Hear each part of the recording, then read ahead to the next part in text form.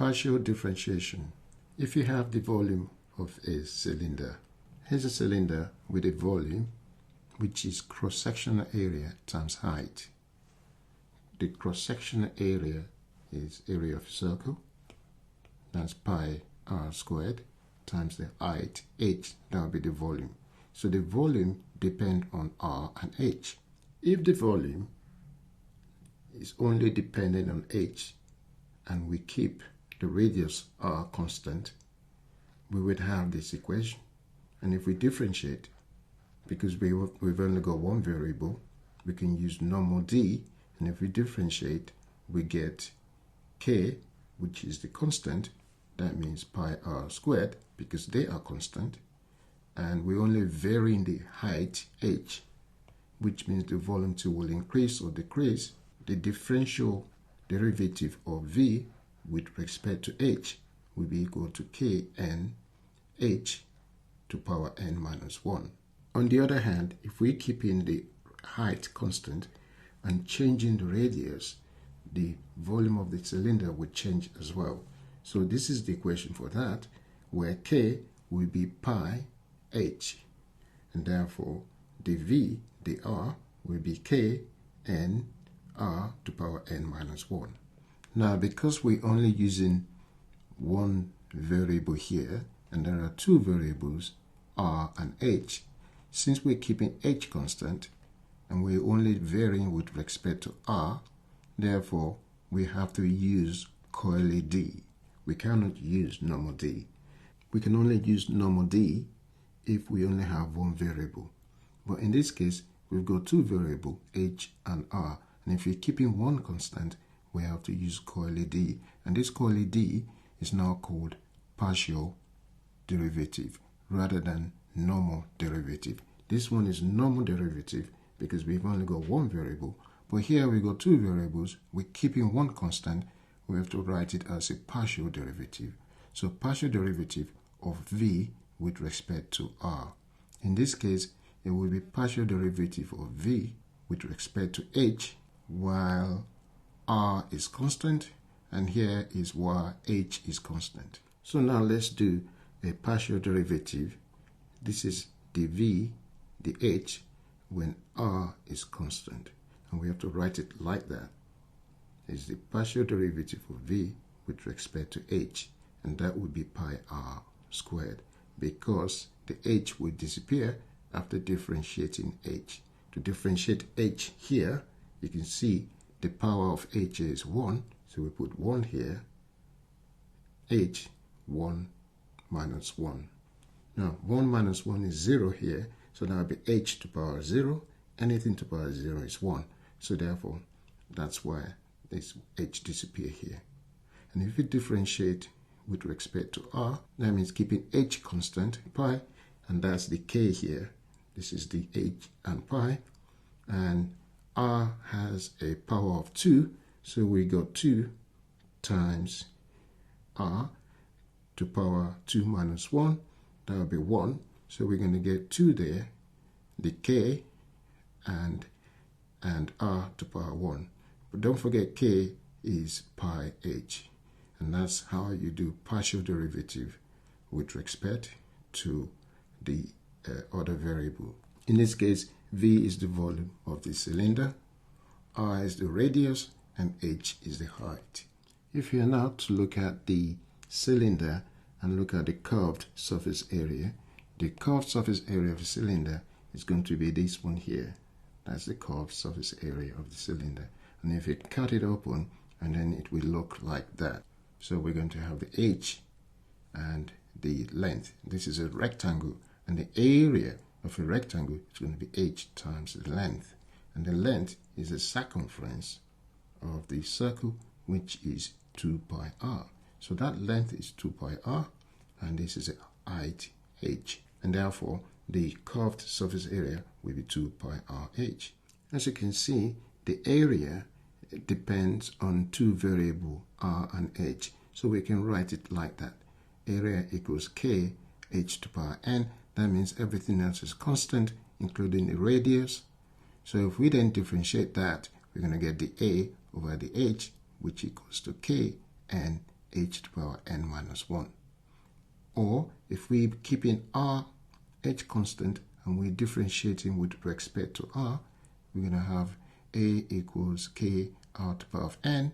Therefore, the a dr will be k n r to the power n minus 1. Now that we are going to keep r constant, we want to differentiate a with respect to h. So we'll have to use curly d because there are two variables here, r and h. So we cannot use normal d, we have to use curly d. And the curly d is what we call partial derivative. And this one here will now be partial derivative of a with respect to h will be equal to 2 pi r. Now we're going to differentiate obviously the h, and when we differentiate h here, that will be 1 because power here is 1, so that will be 1 h to power n, which is 1 minus 1, and h to power 0 will be 1 because anything to power 0 is 1, therefore h would disappear. But likewise, if we differentiate a with respect to r, which means h is constant, so 2 pi h will be constant. We only differentiating r here, and r is to the power 1. Again, you're going to have 1 r to the power 1 minus 1, and that would be just r to the power 0, and r to the power 0 is 1. Again, r will disappear here. As you can see, partial derivative of a with respect to h will be equal to 2 pi r, and partial derivative of a with respect to r will be 2 pi h. Now let's try some example. Z is 3x squared plus 4xy minus 5y squared. We need to find these parameters. Now to find the partial derivative of z with respect to x will be 2 times 3, that will be 6, and 2 minus 1, that will be x to the power 1, plus, we can only differentiate x here, 4 and y are constant. 4 and y are constant, so we're going to have 1 times 4, 1 minus 1, that will be x to the power 0, which means we're going to have 4y, so that's 4y.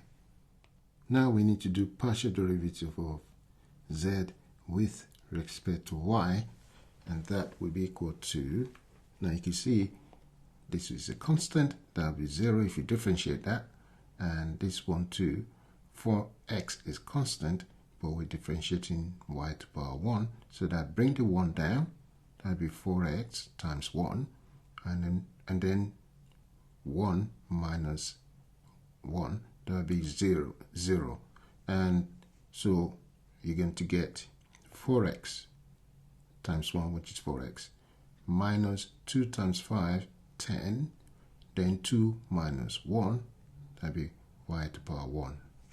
Now we need to find partial derivative of the order of 2 with respect to x. Now what that meant is you do the partial derivative of the z with respect to x once, and then you do it again. And to do it again, so that means we've done it once here, and we're going to do it again with respect to x, so we have to differentiate that again. That will be a constant. So if you differentiate 6x, we get 6, because that's x to the power 1. Bring the 1 down. 1 times 6 is 6. And then you're going to have 1 minus 0, or 1 minus 1, that will be 0. And therefore, you get 6, x to the power 0. X to the power 0 is 1. 6 times 1, that's 6.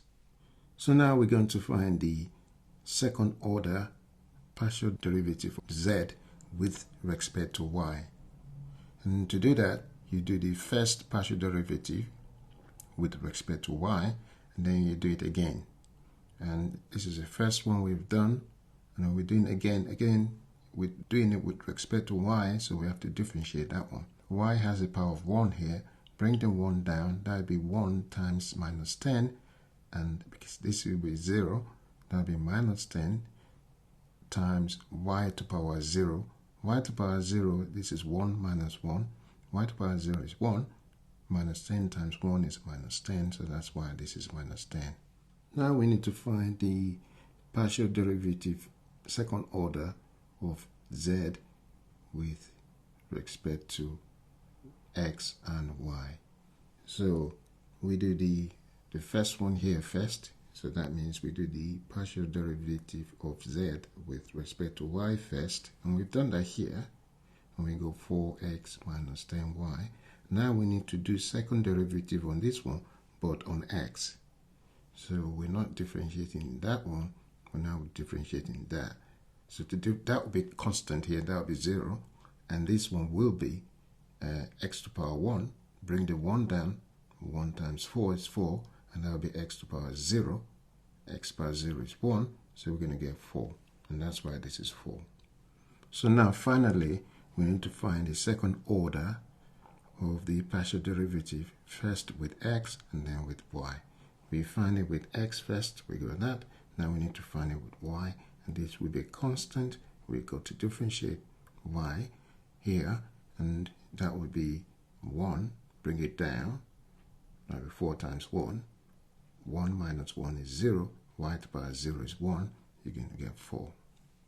Okay, exercise. Pause, do question, and check answer next.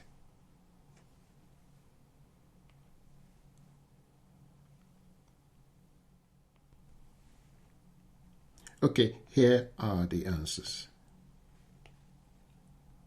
If you get it right, well done. If you don't, try again. Thank you.